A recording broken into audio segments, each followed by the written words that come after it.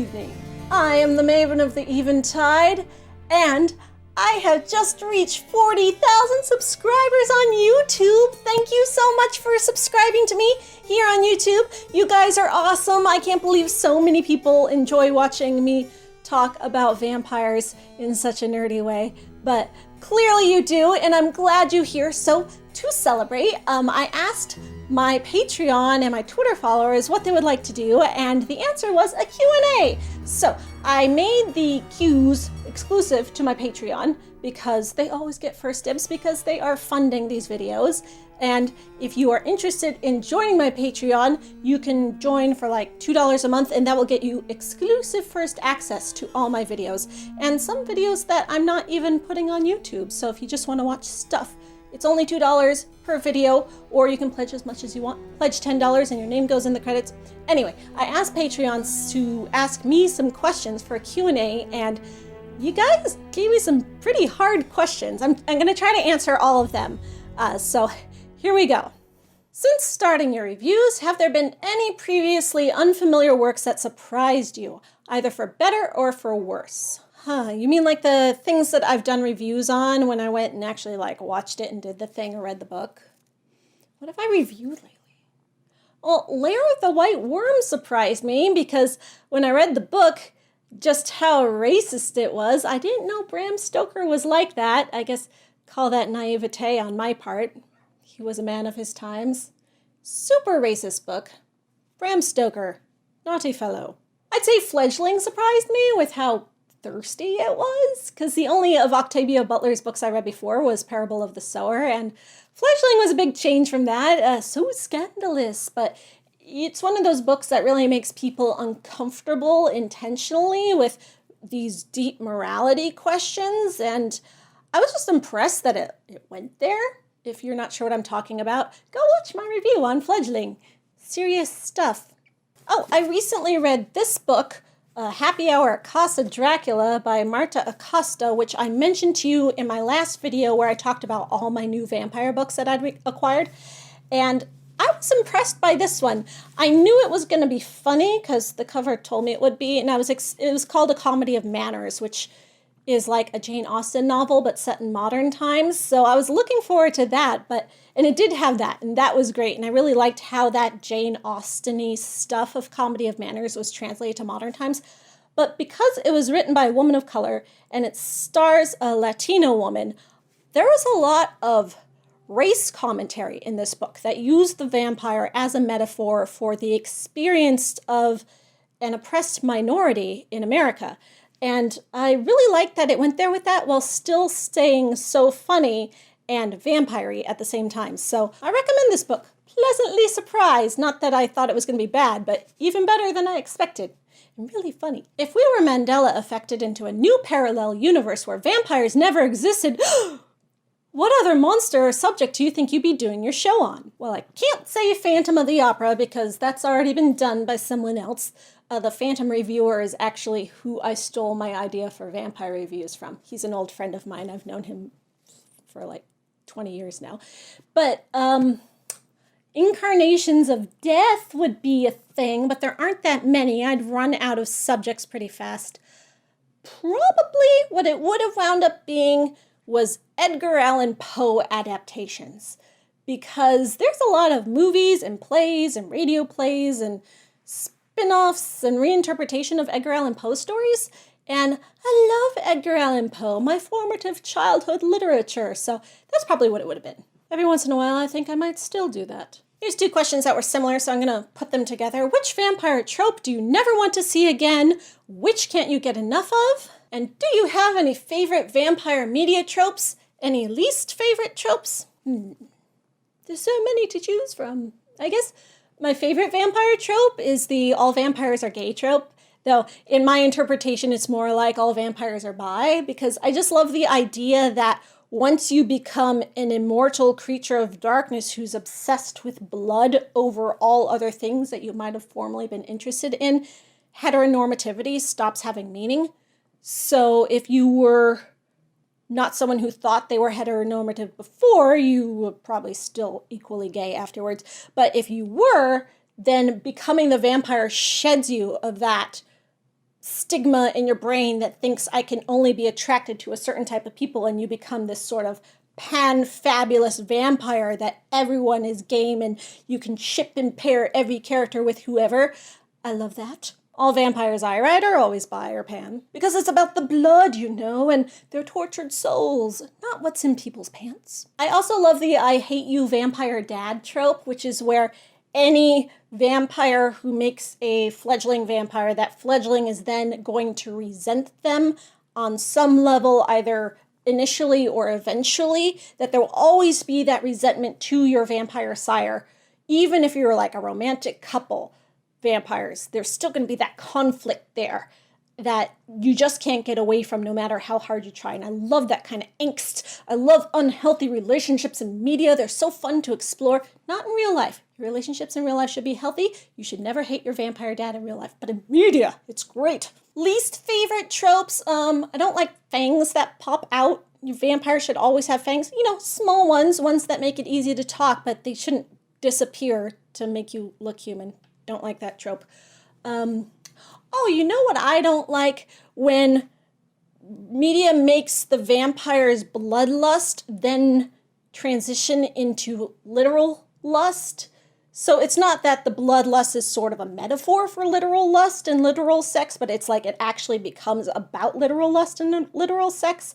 And I don't like that, probably because I'm an asexual person who doesn't understand it.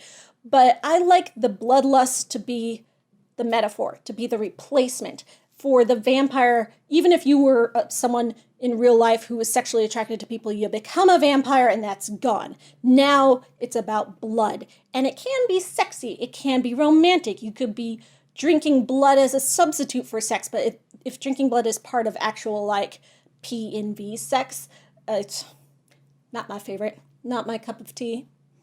Vampires can be sexy without sex. IMHO. Oh, another one I don't like is real vampires don't do X, or real vampires have to do Y. There is no such thing as a real vampire. Vampires aren't real. Your vampire rules for the vampires you are creating, because I'm assuming you're all creating vampires because you should be, are your vampire rules. You want your vampires to sparkle? That's fine. You want your vampires to be able to go out during the day? That's fine. You want your vampires to reflect in mirrors? That's fine. There's no better or worse way to make your vampires. Your vampires will mean something to you in the way they mean something to you, and that is equally valid no matter what it is. There's no hierarchy of types of vampires, that some are more vampire than others. Don't like that trope. Second part of the previous question, have you watched Moffat's take on Dracula? If yes, what did you think about it? Gonna make me talk about this thing? Yes, I watched it. I watched it with Paul. The first episode left us both like, what?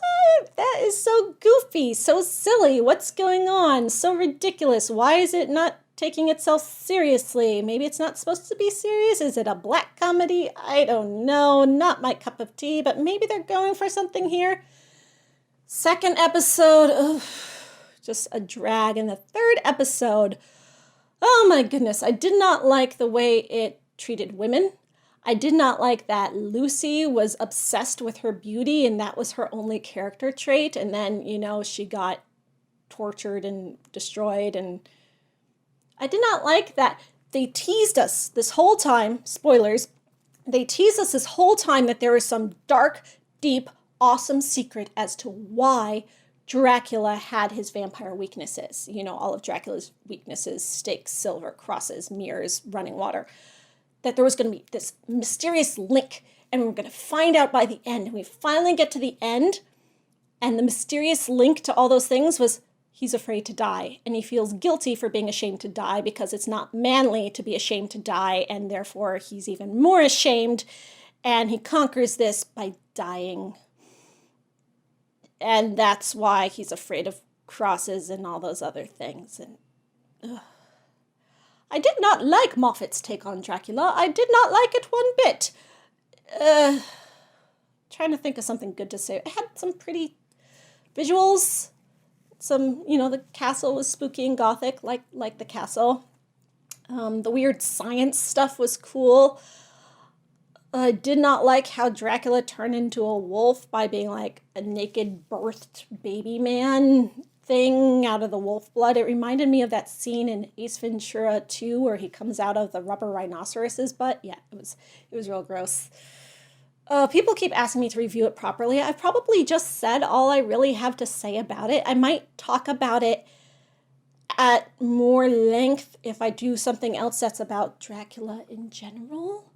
But I feel like I'm not well educated enough on Moffat himself to really tackle it and to be the expert to talk about that. I've watched Sherlock, and I liked Sherlock overall, except for some parts. But I haven't watched any Doctor Who or anything else he's done. So maybe someone else will be better to give you opinions on Moffat's take on Dracula than me. Maybe? I don't know. In the future, perhaps. How do you approach the seemingly endless supply of titles on your bookshelf, abundant streaming platforms, vampire canon should tackle works, etc.? Do you exclude series you don't expect to finish or too fat books? Start and not finish multiple works? Just let whims push you? No, I let my Patreon patrons push me. Yeah, for the past year or two at least, every single one of my Vampire Reviews videos has been something that was requested by one of my Patreon patrons who can pledge a certain amount to my Patreon and then be able to request me to do either a film review, a TV show series review, or a book review. And there's restrictions and rules to that, and then it's certain monetary values for that. And I've had quite a queue of those requests that I've been getting through. I still have a few left to do that I'm not through yet. I've put a hold on my Patreon patron requests because I have so many. And when I get to the end of them, I might not open them back up and just do what I feel like doing. But the reason why I started the requests to begin with is because I sort of was burdened by choice before. I didn't know what to choose. And when the Patreon patron tells me what to review, it's more like a challenge. It's like an Iron Chef thing where I have to make it work and I have to figure it out. And I've discovered a lot of things that I never would have looked at before. Learned a lot about different types of vampires and the ways vampires are used as metaphors for different things. But when it comes to me choosing things or choosing the way I talk about things, I worry about repeating myself. So there's like 400 vampire movies out there, thousands of vampire TV shows. I'm never going to run out of material. But sometimes the vampire in a thing is a metaphor for the same thing it's a metaphor in something else. And I don't want to come along and say, yes, this vampire is a metaphor for how awful white men are multiple times, as the case may be. This is a vampire metaphor for sexual repression. I've already talked about that. I've talked about the vampire being used as a metaphor for this, and whatever show or book or movie I'm talking about, I'm using as the example for that. Like, think of it like writing a college essay. The vampire is representative of blank, as proof by this media that I'm talking about. And it's the theses that I'm trying to find variety to. So if I'm looking for something on my own, something new to talk about, something different kind of vampire to discuss, I'm looking for something that's presenting a new thesis about what vampires mean and how they're used. Aside from that, I also try to do things that are popular because it means people will watch my show and I'll get more views on YouTube because that's ultimately what's important. I could be saying the most interesting things in the world, and if nobody's watching, then, it doesn't do me any good. Sometimes I'll review something just because I think it's popular and I'll get a lot of reviews and nobody watches it. And sometimes I'll do something I think is totally obscure and everybody watches it. So it's hard to say, but I do have to take that into consideration. There have been requests from my patrons that I review certain things that I'm like, dude, I'd love to let you pay me to review this, but I just can't because I don't think it would be a good video that would reach a broad audience on YouTube. And I got to take that into consideration. So usually they'll pick something else or something they think might be equally interesting for me to review. I don't like to do too obscure stuff. That's why I don't talk about people's self-published novels or teeny little indie projects very much, unless they have something really cool to say or if I want to try to promote it in some way. But usually I try to avoid that because that also kind of makes me uncomfortable because that's a lot of pressure. What upcoming vampire-related project are you most looking forward to being released? That new The Brides show on ABC sounds really cool. Have you heard about this? It's a modernized reinterpretation of Dracula, but it's about his 3 vampire brides. And I've always loved exploring those 3 vampire brides. There's a few book series out there. It's like the Vampire Brides, life stories, and they're usually done in a trilogy. But this is modernized, so I don't know if the vampire brides are just still alive from Dracula time, like if they survived Dracula AU ending, and now it's modern times and this is what they're up to, or if it's a modernized retelling of Dracula and the brides are there. And according to what I've read, Dracula is going to be in this, but it's not about him. It's about the women. And I love vampire ladies that are complex and have a lot of layers to them. And the brides typically in media have always been shown as these just temptresses, as like, we, vampire, equals sex, and we're here to tempt you to the dark side, and we must be rejected and destroyed, and that's how you conquer your English purity. But these vampire brides in this new show, from what I understand, based on what I've read, aren't going to be just temptresses. They're going to be people with lives and goals other than tempting people for the sake of eating because they're starving because Dracula just feeds them babies. So really looking forward to that. They're just casting the pilot now and going to be filming it soon, but hopefully it'll get picked up. It sounded like it already did, but we'll see how it goes on ABC. Maybe this fall or next year, or whenever shows come out. I don't have cable, so I don't know how I'll watch it. I have Netflix. I don't have Hulu, but I'll figure out a way to watch it. Also have to figure out a way to watch What We Do in the Shadows TV show because I don't have cable or Hulu, and it's really expensive on Amazon. It seems as though many incarnations of vampires speak to subconscious fears that are widespread at the time of a given work.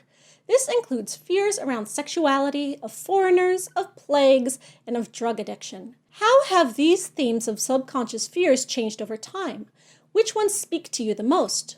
Why? You guys and your hard questions. I thought this Q&A was going to be like happy fun times, but this is like college essays. Okay, so the way vampires have changed the most is that when they were speaking to those fears of the foreigner, like Dracula was this Eastern foreigner who's coming over to England to steal our women and corrupt them with sex or, addiction and all of those things. The vampire was always the bad guy. He wasn't sympathetic. He was a force to be defeated. And nowadays, even if a vampire is representing those same things, he's sympathetic. He has a side to his story. He's got an identity and he has a driving motivation to do that other than just, I'm evil. So people are identifying with these vampires, even the evil ones, even the ones with bad motivations, because people have bad motivations. Even if you're a good person, you can see your flaws in these vampire characters and you can see a reflection of society in them. And now the vampire is more representative of the people who feel like outcasts from society, but are still valid people with, good to them that need to be cherished. And seeing the vampire that way is my favorite way to see a vampire. I don't like vampires that are just villains to be destroyed, though even when they are just villains to be destroyed, poor vampires. They are a society of their own. They are a people, and the good guys are destroying them because their societies differ. But as someone who feels like a social outcast, being able to identify with the vampire is a great thing. That's why I love them so much, because they are the most human of monsters, and monsters are cool. Another thing that's changed over the centuries is the power fantasy of the vampire. It kind of goes along with that my monster boyfriend trope. If you have the thing where you have the vampire guy and the innocent maiden, and then it's like a romance, whether she becomes a vampire or not. But that power fantasy of having, say, a vampire in your life as a normal person, who's your friend, who's your special vampire, who's going to be like your superhero buddy that's going to make your life awesome and punish anyone who's ever hurt you, or take care of you, or just show you the world on his magic carpet of vampireness. That kind of power fantasy is really cool. I also like the sexlessness of vampires in a lot of ways because they do replace sex with blood. So therefore, they're dangerous, but they're not going to rape you. They're going to metaphorically rape you by drinking your blood, but it's not as bad as it could be. So it's a different kind of power fantasy than you would have with, like the billionaire boyfriend trope, where this guy probably still wants in your pants. Nowadays, we see a lot of those classic vampire metaphors of vampire equals a plague or an addiction or a destructive force that's mindless and not a person in zombies. And the zombies that are zombies in our media today originally came from vampires. They came from I Am Legend, which inspired George Romero to do Night of the Living Dead. So that pop culture understanding of zombies came from there. So it's part of vampires, but so that kind of undead creature, the zombie, the mindless, can be the plague, the addiction, all of that. And we don't have to worry about personifying those zombies because they're not people anymore. So we still get all those metaphors too. They're just put onto a different kind of monster. And I really love that dichotomy. I like how it's changed. I like how, vampires aren't the bad guys you thought they were, but are zombies? I don't know.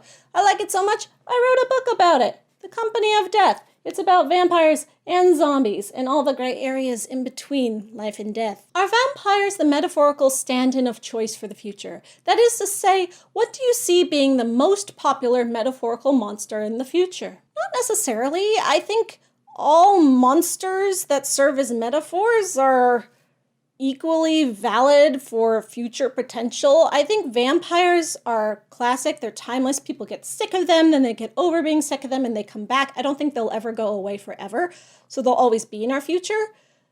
But I wouldn't say they'll be the monster of the future any more than they've been the monster of forever. The main difference between, say, vampires and werewolves is that a vampire is a very human monster, especially the way modern vampires are portrayed, where they're people with motivations and feelings, whereas you have a werewolf who's a person and then transforms into a beast, which is metaphorical of like stuff going on in people all the time. But when they're in beast mode, they don't have their thoughts usually. They don't have their rationalization. They're, a monster that aren't in control of themselves. And I think that's much less interesting and kind of one level than the representation you can get with a vampire for the vast majority of the human condition and all the different ways people can be monsters besides just having this inner darkness or inner beast. So many more ways. Could you show that with other kind of monsters? I guess if a monster is really human, like demons, or like, I don't know, like a gargoyle monster beast who feels like a person but is shunned by society, like thinking monsters are the monsters of the future. You have to make sure you keep that line between too human and not human enough to get that like super monster Venn diagram of perfection and Here's another 2 questions that were pretty similar, so I'm going to put them together. You are obviously very interested in social and political statements that can be made with vampires. Do you still enjoy vampire media that uses vampires as just fun monsters, or does that always feel like wasting their potential? I really appreciate your analyses of the ways the vampire has been used to explore different themes. Are there any pieces of vampire media that you feel have totally missed the point of vampires? Well, no. No is the answer to both those questions, because there aren't any vampires that aren't political. All art is political. All books, all shows, all media, even if you have something like the old Castlevania games, not the new Castlevania show, that's very complex, but the old Castlevania games where Dracula is just like, pops up, throw thing at you, and you kill him. He's still representative of something. Like, anytime you have a bad guy that you think is just evil for the sake of evil, that's still saying something about society, saying something about the society that created that kind of bad guy who thought that kind of bad guy was valid or interesting. And I don't think there's any vampires that miss the point of vampires. I don't think all vampires need to be tragic and romantic and misunderstood and represent outsiders. Vampires can represent the complete opposite of that. You can have any vampire in any kind of media. Even if there's a vampire in something, you're like, oh, waste of a vampire. They could have done so much more with that vampire. The fact that they did waste that vampire is still saying something interesting. Like, City of Bones, the movie. I did not read the books or see any of the subsequent. Were there more movies? Or there's a show, right? Yeah. But in the movie, there's some vampires, and they just kind of like crawl around in the dark just to be scary and don't do anything. But they're still representative of fears that people have, of stressful situations that the characters are encountering, this arc of personal growth that the main characters are going through. The vampires are part of that. and they're a step along the way. So anytime a vampire is used, it means something. And it's probably socio-political in some way, because all art is, and you just can't get away from that. I challenge you, try to give me a vampire in the comments that you think means absolutely nothing. And I will try to tell you that you're wrong and that it does have meaning. And if you can stump me, you win. I don't know what you win, but you'll win. But I will do my best not to be stumped.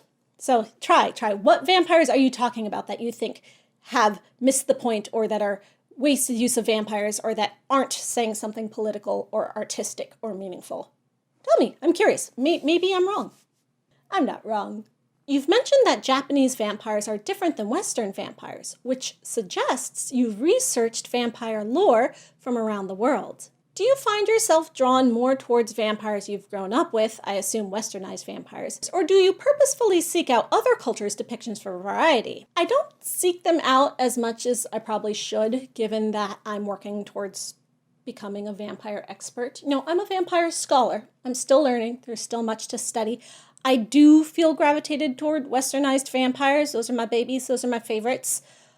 But when the vampires just get so different from that, they feel like a different kind of monster, almost. I do like the connections that they have to my vampires, but it's almost like, well, werewolves started off the same as vampires, right? Dracula turned into a wolf. The first Eastern European lore about werewolves were that they were vampires. It's the same thing, the same creature, but they mean different things now in pop culture. So when you have a vampire creature from another culture that's so different that it's meaning different things, then that's less interesting to me. Like, it's still interesting, but they're not my vampires. Not that Western vampires are better or anything. That's just my cup of blood. What are some non-spooky related subjects that interest? Are you asking, like, my hobbies? Like, do I have a life outside of spooky things? I like opera. I love opera. It's snooty, I guess, like spooky things are, but I love opera buffa and like really silly opera. And The Marriage of Figaro is one of my favorite things. I went through a serious Mozart fangirl phase. Oh, I have a degree in musical theater, so show tunes and Broadway theater are a big thing for me. I could talk about musical theater forever. I do like the spookier musical theater. Like, I'm a big Andrew Lloyd Webber and Wildhorn fan. Not that they're any good, but they're still fun. I'm a huge musical theater nerd, so much so that I went to school for 4 years to study it and got a bachelor's degree in it. I like classical music. I only listen to the classical radio station. Oh, I like 1940s jazz. The other radio station I listen to is just the 1940s mix on Google Play, or the Ink Spots are one of my favorite old-timey bands. I like that era of aesthetic and things like Agatha Christie novels and Miss Fisher's murder mysteries. I love murder mysteries, though I guess those are kind of spooky because there's murder. But it's a different kind of aesthetic vibe, It's not that haunted mansion, gothic Victorian stuff. It's a different vibe. I also love it. I like contemporary YA novels, especially contemporary YA romance. I read a lot of them. I would like to write one. Something that has no speculative element whatsoever. Who even are you? I like sci-fi. I like spaceship alien sci-fi. I host a book club in my local town where we read either sci-fi or fantasy. So we'll read like epic fantasy, sometimes paranormal fantasy or spooky stuff, but mostly sci-fi, hard sci-fi, soft sci-fi, space opera, epic fantasy, second world fantasy, that kind of stuff. And we meet once a month and discuss these books, and I love that. Oh, speaking of book clubs, sorry, I've come back to vampires, but I have started a Discord server on Discord, which you can join. I'll put a link in the description of this video. And we have a vampire book club on my Discord server where we are reading one vampire book a month. This month we're reading The Quick by Lauren Owen, and we're going to discuss it. And then I'm going to have a stream here on my channel where I discuss the book based on what everyone in the club discussed and just sort of talk to you about it, and I'll talk to the chat too. That will be on April 13th, give or take a day. And look forward to that on this channel, the Vampire Book Club. I love books, which you already knew, and I'm sure that's not the answer to this question you wanted, but hopefully some of my other answers made you happy. So I've got to say, the biggest non-spooky, non-vampire thing that I'm into is Lore Olympus, which is a webcomic, which you may have heard of, though it's about the Hades Persephone myth, like a modernized retelling, which I guess is kind of spooky. But it's not done in a spooky way. It's done in a very cute, adorable, pretty, artistic way. And it's on Webtoons, and it is my favorite thing. And everyone needs to go read it if you haven't read it yet. I'm obsessed with Lore Olympus, and I'm spreading the dark Hades gospel of this adorably romantic webcomic. Go read it now. You'll thank me later. The TV show Preacher had a hilarious episode called Les Enfants du Sang, I guess Children of Blood, and if you haven't seen it, it mocks the vampire culture that developed from the Anne Rice / Vampire the Masquerade era to a much greater extent than the Garth Ennis did in the comics. Do you think that we've become more cynical as a society that we are rejecting that depiction of vampires, or is it more of a cycle of vampire depiction? Well, to be quite honest, I think it's toxic masculinity, which... Ooh, scary words to say on YouTube. But anytime you have a vampire that has too many feelings, like Anne Rice vampires or Vampire the Masquerade, there'll be these people that come along and say, that's not cool, feelings aren't cool, vampires should be vicious and awful, and those vampires are pansies, or they're gay, or they're girly, and vampires should be tougher, and they shouldn't just like angst all the time because feelings are for the weak. I've not seen the show you're talking about or read the comics, so I don't know if that's their take, but I have seen that take in a lot of other things where people are like, oh, here's the real vampire. Vampires are evil monsters again, not like they were all softened up before. And that's just this idea that society has that having feelings or complexity or depth or relationships is weak and undesirable. And that's what I mean by toxic masculinity, because regular masculinity is great, but it becomes toxic when it starts rejecting things that seem unmanly by some horrible idea that people have in their heads that is obviously wrong. So unless you have those ideas, you're not toxic, you're okay. But anyone who thinks that vampires that are sensitive are lesser than vampires that are vicious and awful because having feelings is lesser in a person's like ideal makeup, that is not a cycle. That is not a like reaction that's natural, that like, oh, we'll have our sensitive vampires and we'll have our tough vampires and things will come and go because people get tired. No, that's something that permeates society and has always been here, that anytime you have something that's supposed to be scary or badass shown to be sensitive, there will be people that don't like it because that is threatening to their macho-ness or sense of self or whatever it is. And I think it's just a sign of insecurity. So I don't know about this particular show, but maybe. Would you be willing to do more urban fantasy reviews? I loved your Kitty in the Midnight Hour review. Oh, thank you. And the Mercy Thompson has such fun vampires. I'd love for you to give that a shot. Well, my friend, I will do them if my Patreon patrons request them. And yes, you are my Patreon patron, literally requesting this right now. But I mean the pledge requests, which is how I make a big portion of income, because I get a certain amount from Patreon for every video I do. But when someone pledges a request, I get a little extra bump. So I'm going to prioritize all the things that the Patreon people want to pledge that extra bit to request before I start going off and doing other things. And if I am going to start going off and doing other things because I've run out of requests or whatever, I'm probably going to prioritize stuff that I'm mostly excited about. And I have heard about Mercy Thompson, but not in a way that makes me like, oh man, I have to go read her, I have to go do it. I do want to read her and I will, but it's probably not going to be on the top of my list. Urban fantasy is cool. I've always thought urban fantasy was a bit shallower than some of the other kind of vampires I like, in that it's usually focusing on addiction or racism or one of those very surface level vampire metaphors, which are really great and really cool, and we need that. But I've already talked about that a lot, so I don't know that I'll find anything on a different level in those. But if one of my Patreon patrons requests that I review it, then absolutely, that's why I'm here. That's what I'm doing. And it's more interesting to me to react to a request like that because it just feels like a challenge. It's inspiring. I love someone being like, your job is to review this thing. Teacher says write this essay. Now I'm like, on it.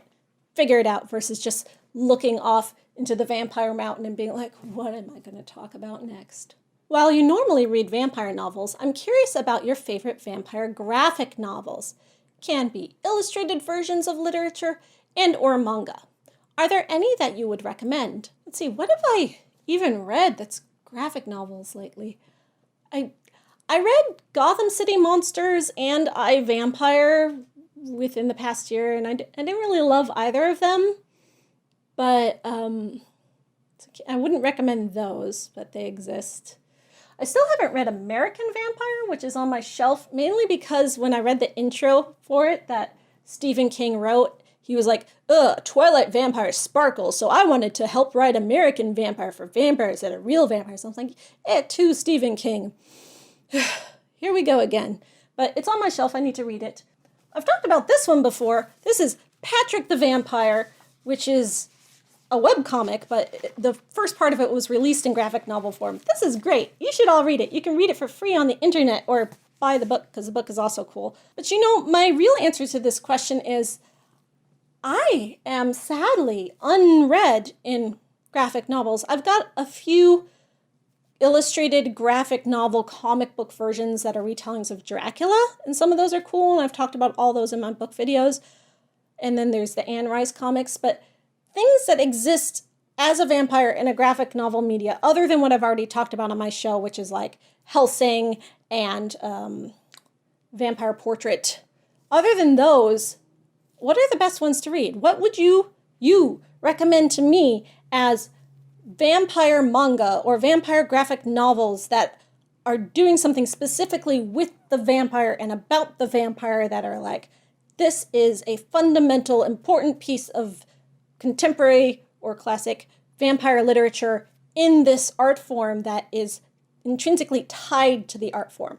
Because when you have something that's like a graphic novelized version of a novel, that's something different. But things that are use that graphic medium to represent the vampire in new ways, I would like your recommendations. And this is the last question that I have. So please leave me comments with recommendations for graphic novels that do that thing I just described, and also answer all the other questions that I put to you, because the algorithm likes comments, and then this video will be seen far and wide, and people will get to hear me talk about toxic masculinity on YouTube, and I'm sure that will go great. I'm going to get so many more subscribers, 40,000. Well, it was nice while it lasted. But I love you. Thank you so much for watching my videos. Thank you to my Patreon patrons for funding my videos and making them possible, because I could not do them without that. If Patreon disappeared, I would have to stop making videos. If you would like to help support me, please join me over on Patreon, $2 per video or $10 per video if you want to see your name in the credits. If you can't support me on Patreon, you could stop by my live stream when I do Vampire Book Club or when I'm live streaming Vampire the Masquerade Bloodlines. A lot of people ask me, how can I just give you a one-time donation? First of all, thank you. But you could do that in live streams. They have that. Or you could help me by purchasing my book or checking it out from the library, because that also helps authors. The Company of Death by Elisa Hansen. Or if you've already done that, buy one for a friend. It's only $5 on Kindle. If you read Kindle, paperback is $18. Audiobook is only $14 if you use Audible, but you can also not use Audible if you don't like Audible. That's all the ways you can support me, but what can I do for you? Well, I've been trying to think about some other things that I can do on my channel besides my usual scripted vampire reviews, because the scripted reviews take so much time and they're so hard to do. And right now, things are a little bit stressful with what's going on. I have 2 fledgling spawns at home now that I'm caring for, in addition to trying to do all my vampire stuff. So I'm going to be experimenting with new kinds of content on my channel, so look out for some of that soon. Also, I have recently released a Patreon exclusive vampire review that will be exclusive on my Patreon just for patrons. It's already released, but if you go join my Patreon now, it's still there and you could watch it. So that's an option for you too. I may make it public one day, but not anytime soon. But this month, what is this month? March. This month has lasted so long. March's Vampire Review is on Patreon right now. And it's not going to be here, so you won't be able to see it unless you go over there. But I will be back soon with other kinds of content for you. Until then, good night, and thank you.